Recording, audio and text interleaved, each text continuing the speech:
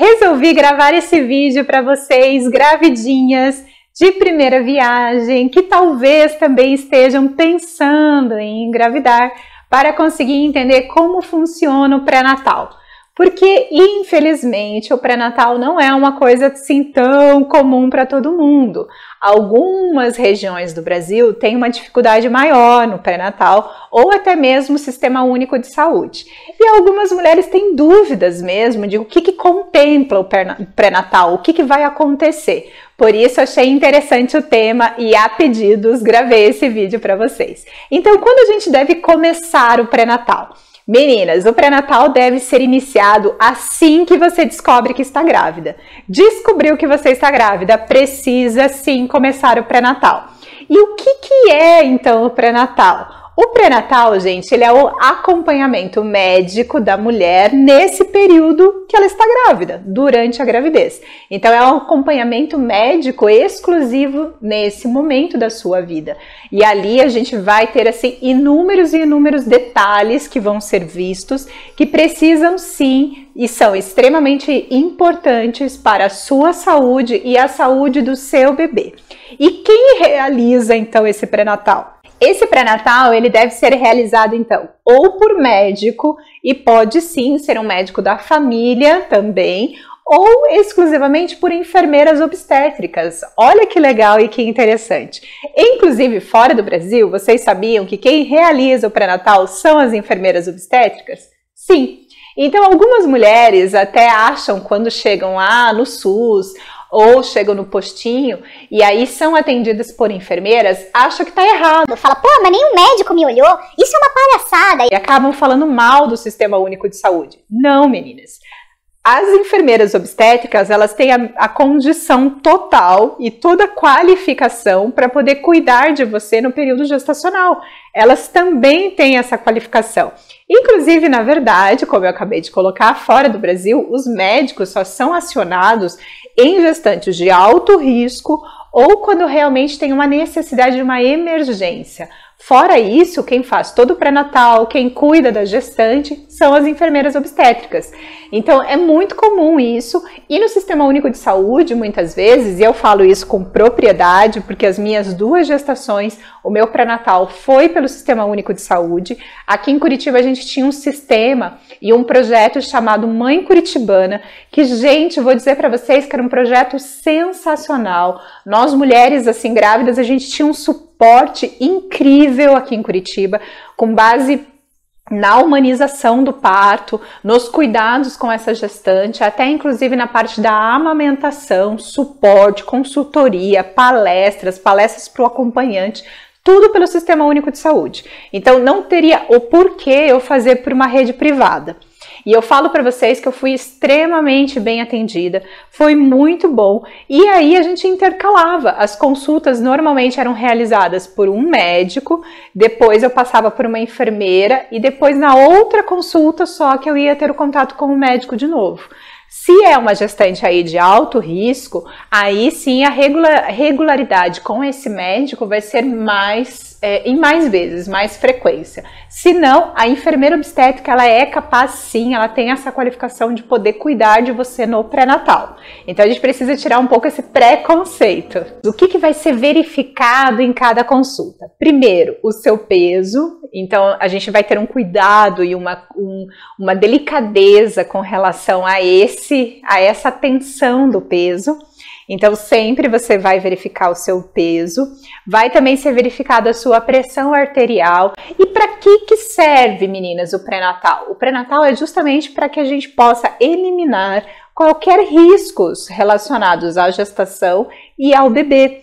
E um deles é a pressão arterial quando se eleva, né? Que é a pressão alta, que pode ser um dos indicativos de cesárea. Então a gente começa a tentar eliminar tudo o que vai dar um alerta com relação a essas doenças da gestação. Então, um aumento de peso muito elevado na gestação cresce, né? Absurdamente, de uma hora para outra eleva o peso. Pode sim também ser uma decorrência de uma diabetes gestacional. Então, todo o pré-natal é para rastrear essas doenças, por isso que é tão importante o pré-natal. Então, primeiro vai ser o peso, depois a pressão arterial, sinal de inchaço. Por que que eles vão olhar os inchaços? Então, a médica ou a enfermeira, ela vai sempre verificar se você está inchada, como que está o nariz, se você teve alguma visão turva. Por quê? Isso também pode ser sinal de uma pré-eclâmpsia. Então, todas essas análises são para verificar essas doenças gestacionais. Outra informação também que vai ser verificada é a altura uterina. Então, o médico ele vai pegar uma fita e vai verificar o tamanho do seu abdômen. Aqui do processo tifoide, esse externo, até lá embaixo. Então, a gente vai verificar essa altura uterina. E para que isso? Justamente para tentar rastrear como está o crescimento desse feto ali dentro. Se a gente percebe que a barriga está muito e a altura uterina está muito grande, pode sim identificar também uma diabetes gestacional, pode dar um alerta para isso.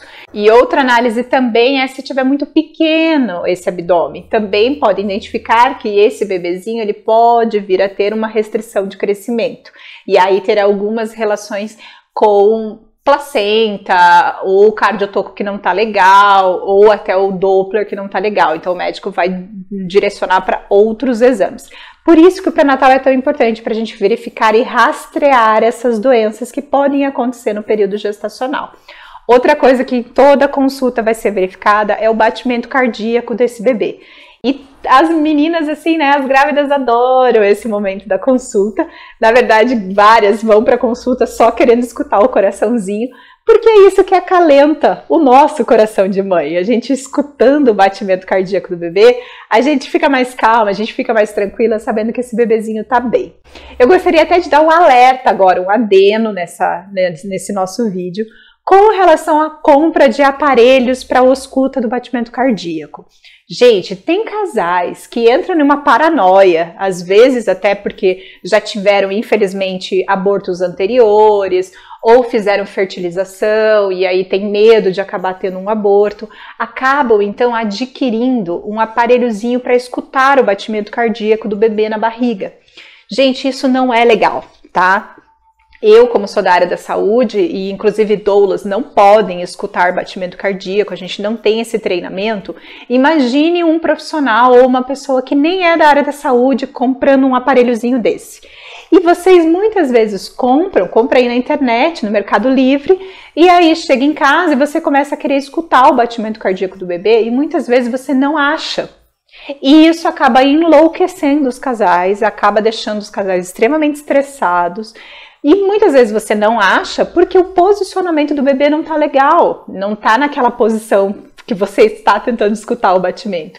Ou às vezes pior, você pega o batimento da mãe ou o fluxo da placenta, do cordão umbilical, e você fica escutando aquele e aquele barulho e você acha que aquele ali é o coração do bebê.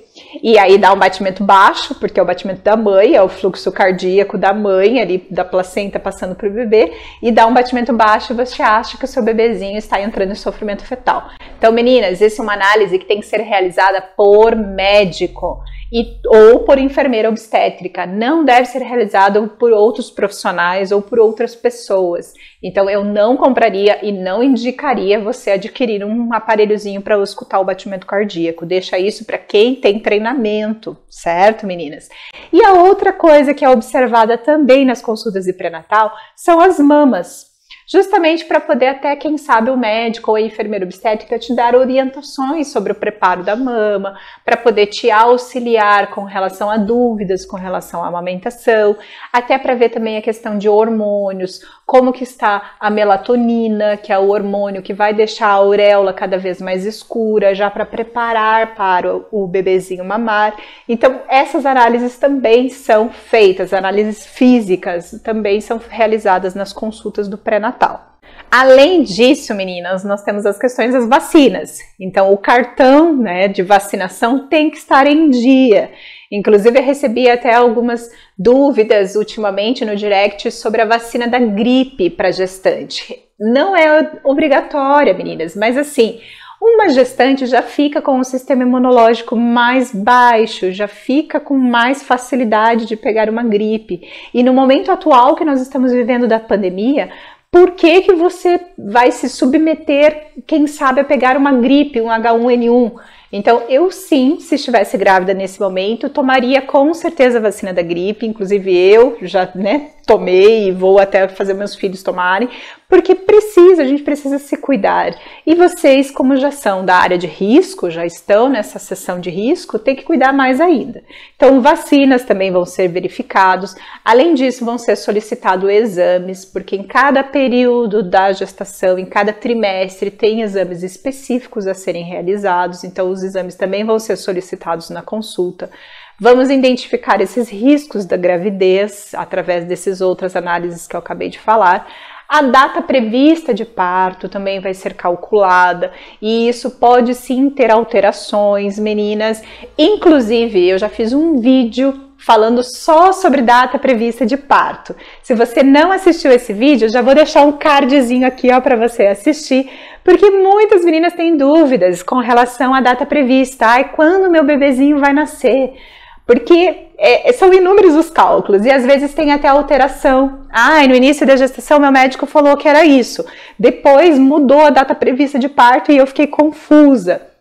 Se você tem essa dúvida, então já assiste esse vídeo, porque com certeza vai abrir a sua mente. Outra informação também que a gente vai verificar no pré-natal é a questão da anamnese. Como era o seu histórico familiar? E por que que isso é tão importante? Gente, tem doenças da gestação que são hereditárias, como por exemplo a própria pré-eclâmpsia. Se a sua mãe teve uma pré-eclâmpsia, você tem 50% de chance a ter também uma pré-eclâmpsia.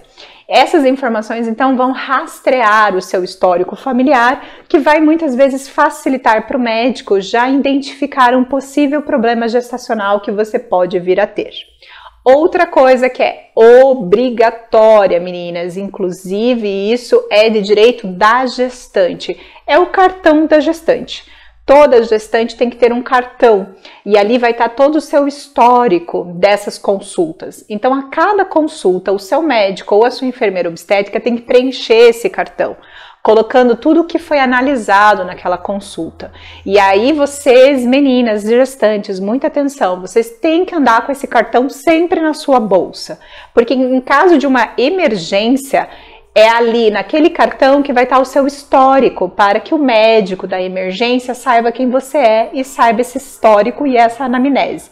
Então é de uso obrigatório esse cartão da gestante, está sempre com ele, nunca saia de casa sem o seu cartão de gestante e ele tem que ser preenchido a cada consulta, é de direito da gestante isso. Além disso, obviamente, as consultas, meninas, são para vocês tirarem as dúvidas. A consulta não pode ser de 15 minutinhos ou de 5 minutinhos só para verificar peso, batimento cardíaco, altura uterina e tchau. Não.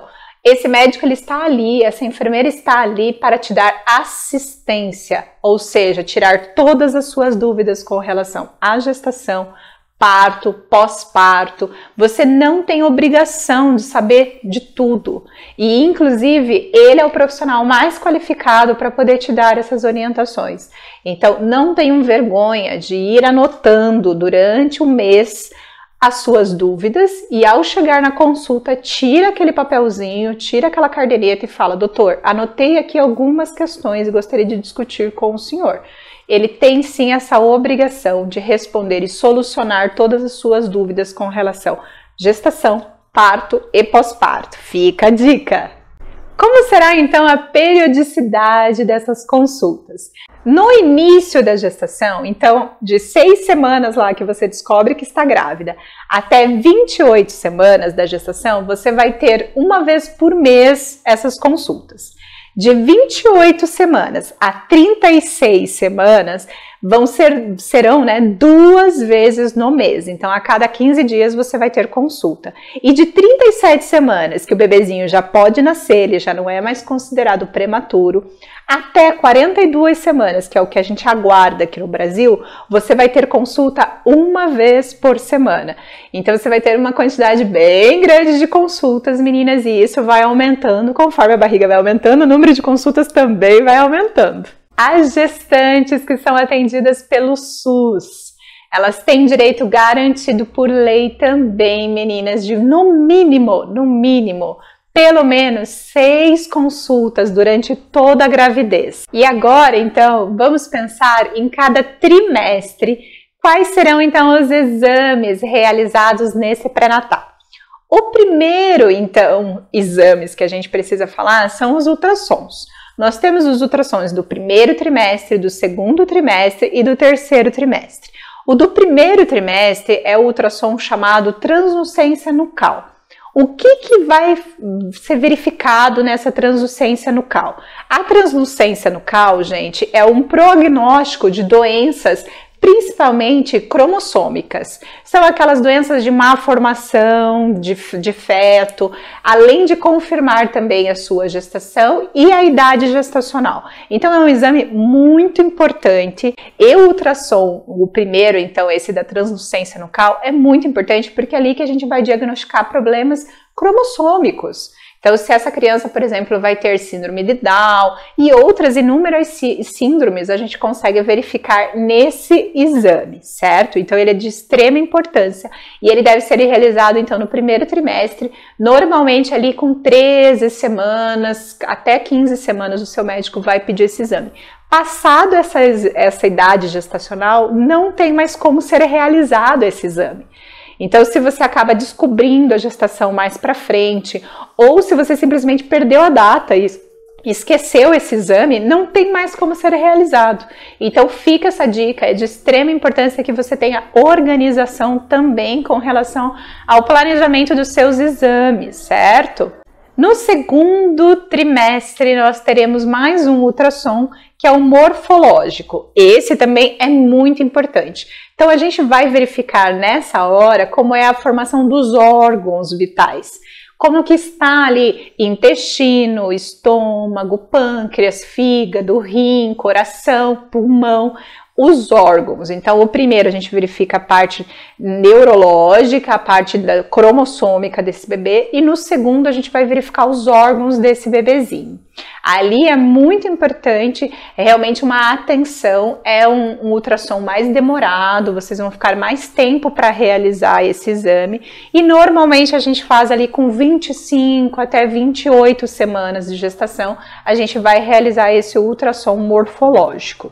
E aí, no último trimestre, teremos mais um ultrassom, que é o ultrassom daí mais tranquilo, ele também é chamado de morfológico, mas ele é mais para verificar as questões do crescimento vital, como que está o crescimento desse bebê, se está tudo certo, além das questões também complementares, como por exemplo, a quantidade de líquido que você tem e que você está produzindo, as condições dessa placenta, se essa placenta está bem fixada, qual o grau da placenta, se ela está nutrindo bem esse bebê. Então vai ser realizado também com Doppler para verificar o fluxo do cordão umbilical para esse bebê, para ver se não tem algum problema com relação a isso, que pode vir sim a gerar aí a possibilidade de uma cesariana. Então ele é mais focado para essas análises com relação já pensando no parto.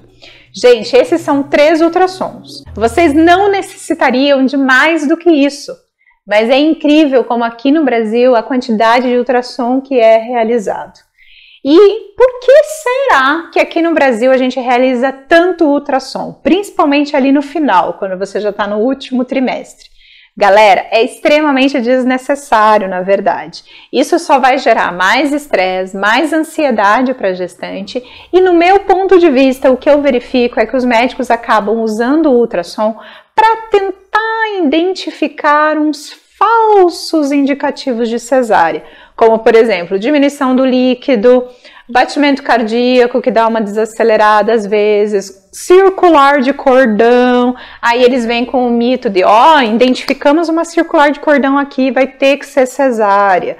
Ou seu bebezinho não está ganhando peso adequadamente, então vai ter que fazer cesariana. E assim vai.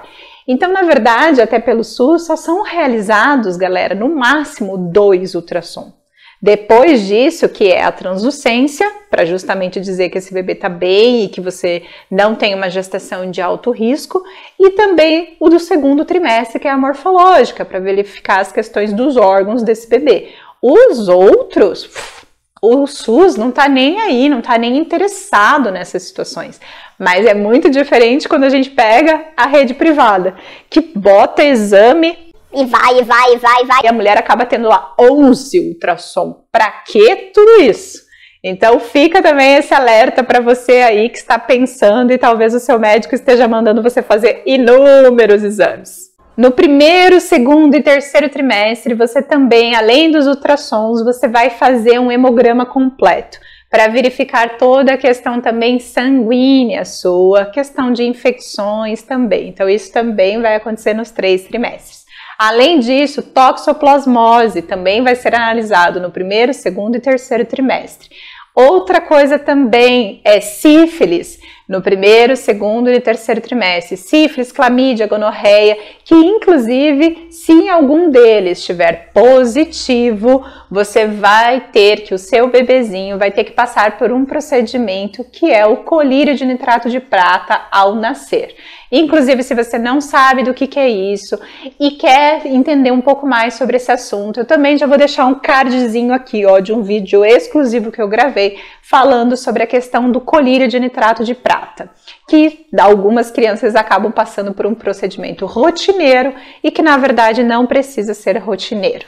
Outra coisa que vai ser analisada também é o fator do RH da mãe, se é RH negativo ou se é RH positivo. Por quê? Isso vai determinar quando nós precisamos fazer o clampeamento do cordão umbilical. Também já gravei um vídeo sobre isso, vou deixar um outro cardzinho aqui para você assistir para entender um pouquinho mais sobre isso. Quando então a gente deve realmente cortar ou não cortar o cordão umbilical. E inclusive, se você tiver RH negativo, vai ter que ter uma conversa também com o seu médico sobre as questões de incompatibilidade sanguínea que pode acontecer com o seu bebezinho ao nascer. Então também fica a dica dessa conversa com o seu médico. Outra questão que vai ser analisada é a questão da urina. Por quê? Muitas grávidas têm infecção urinária. E aí, meninas, a infecção urinária é decorrente, obviamente, porque o seu sistema imunológico está baixo. E aí essas infecções urinárias são prejudiciais à gestante. Primeiro, porque pode subir e não ficar só ali na uretra e ir direto para a bexiga, aí a gente vai ter uma cistite e complicações maiores. Mas tudo que é bactéria dentro do corpo da mulher, o corpo ele é tão sábio que ele vai tentar eliminar. E isso começa contrações uterinas que podem desencadear a um trabalho de parto prematuro. Por isso que é tão importante a gente verificar também as questões da urina. Rubéola também vai ser verificado. No início nós vamos fazer também no primeiro trimestre o Papa Nicolau para ver a questão do colo do útero e infecções e até risco de câncer que você possa ter ali. E a proteinuria. Meu Deus, não consigo. E a proteinuria. Dosagem também de hemoglobina vai ser verificado, teste de cromos, as fezes também, então além do teste de urina vai ser feito também a coleta de fezes. Além disso também as questões de bactérias do canal vaginal, como por exemplo o Streptococcus, que é algo que muitos médicos veem com migué, que se você tiver Streptococcus positivo, vai ter que ser cesárea. Não, meninas, a gente só faz esse exame, e esse exame é realizado no final da gestação, normalmente ali com 37 semanas, você vai verificar, de 35 a 37 semanas, vai verificar se tem o Streptococcus no canal vaginal. Se tiver o positivo, a única coisa é que você vai ter que tomar uma dose de penicilina durante o trabalho de parto para eliminar essa bactéria e o seu bebezinho passar pelo canal vaginal e não ter risco de contaminação. Somente isso, mas ele não é um indicativo de cesariana. Fica também um alerta aí para esse mito do Streptococcus positivo. Outro exame que vai ser realizado é o teste de glicose. Por quê? Para justamente verificar se você não tem o risco de uma diabetes gestacional. E meninas, fica a dica para vocês, de mamãe aqui que já realizou esse exame 2 vezes. Vocês vão tomar, gente, uma garrafinha de glicose pura em jejum. E olha, é muito ruim. E se você acabar vomitando, você vai ter que fazer o teste de novo. Então, assim, respira fundo. Se você conseguir pedir para que tome essa garrafinha gelada e de sabor limão, é a melhor dica que eu te dou. Porque aí desce melhor e você não tem chance de gorfar aquilo ali tudo, beleza? Vai fazer também essa tolerância de glicose, e isso vai ser no segundo e no terceiro trimestre que eu acabei de falar. HIV também vai ser verificado, hepatite B e C também, e todos os citomegalovírus que nós temos por aí. Então, assim, é muita coisa que vai ser verificada na gestação, certo? Então, por isso que o pré-natal é tão importante. A gente, às vezes, leva assim, ó, vai empurrando literalmente com a barriga que vai crescendo, mas não, é muito importante. E em época de pandemia, vocês têm que continuar fazendo esse pré-natal, meninas. Não pode simplesmente largar os bets só porque tem o isolamento e falar, agora não preciso fazer mais. Não precisa. Isso é muito importante, certo? E aonde então a gente pode realizar o pré-natal? O pré-natal, gente, ele pode ser realizado e ele é direito de toda gestante e ele pode ser realizado tanto no posto de saúde da sua casa e o mais próximo da sua casa, tanto em hospitais quanto clínicas particulares ou também clínicas públicas. Então, existem inúmeros lugares que você pode realizar o pré-natal. Então, corre atrás disso, certo? Muito importante que você faça esse pré-natal. Meninas, para finalizar o nosso vídeo, aproveita o seu pré-natal. É um momento tão importante da nossa vida e é uma única vez. Te falo isso por experiência, porque mesmo você tendo vários bebês, pode ser que você tenha 3, 4 filhos, cada pré-natal vai ser diferente. Então busque informações, corra atrás dos seus direitos, se possível também envolva o seu acompanhante no pré-natal, leve sempre ele que possível para fazer os exames, para escutar o coraçãozinho, para tirar dúvidas com o médico ou com a enfermeira obstétrica. Esse momento é um momento de união, é um momento de começar a estabelecer um vínculo familiar ou talvez até reestabelecer esse vínculo familiar que talvez não esteja tão legal. Então fica a dica para vocês, aproveitem o pré-natal, é de direito de todas as gestantes, então faça o seu pré-natal com consciência, certo, meninas? Então assim, espero que vocês tenham gostado do vídeo de hoje, eu fiz com muito amor e carinho para vocês, pensando especialmente que vocês tenham um pré-natal com qualidade, porque faz toda a diferença, com certeza. Principalmente para você que está pensando em ter um parto normal, um parto mais humanizado, o pré-natal vai fazer a diferença sim para a gente ter um norte, se isso é possível ou não. Certo, meninas?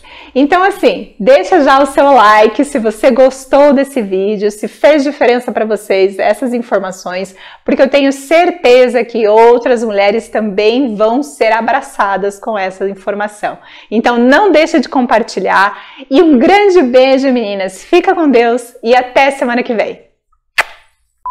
Vou contar uma história pessoal minha dos meus pré-natais.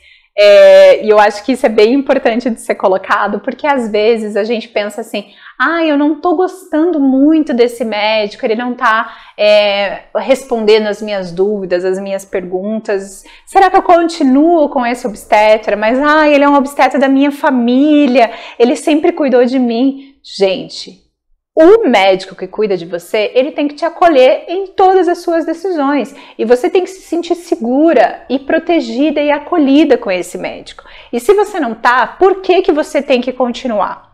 Então eu, inclusive, né, como a minha opção era parto domiciliar, o meu médico ele era muito legal, gente. Ele atendia tanto na rede pública quanto na rede privada. E da rede privada eu já sabia que o histórico dele era de um médico mais focado para cesárea, como a grande maioria aqui no Brasil, e a gente sabe dessa realidade, né? Brasil recordista em processos cirúrgicos, segundo a OMS. Então a gente já sabe o tipo de médico que a gente vai enfrentar. E eu já deixei sempre muito bem claro, desde o início do meu pré-natal com ele, que eu ganharia de parto domiciliar, que esse era o meu objetivo e os meus filhos iriam nascer de parto domiciliar. Então todo início de pré-natal, todo início de consulta, ele chegava para mim e falava: você é aquela, a Índia, que vai ganhar o seu bebê no meio da mata, no meio da floresta. Então assim, a gente acaba infelizmente escutando muita coisa que a gente não deveria. Mas, às vezes, é importante entrar por um ouvido e sair pelo outro quando você tem conhecimento.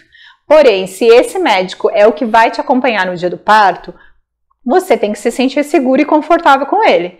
Então, não pense, não hesite, se você não se sente confortável, de trocar de obstetra. Eu já tive inúmeras questões, inúmeros casais que eu acompanhei que trocaram de obstetra, com 36 semanas trocaram, com 39 semanas trocaram. Então, não existe momento para você trocar. E também não existe número certo. Você pode passar por vários e vários médicos até realmente você ter confiança na equipe que vai estar com você no dia mais importante da sua vida. Então, não hesite de realmente realizar um pré-natal com uma equipe que te acolha.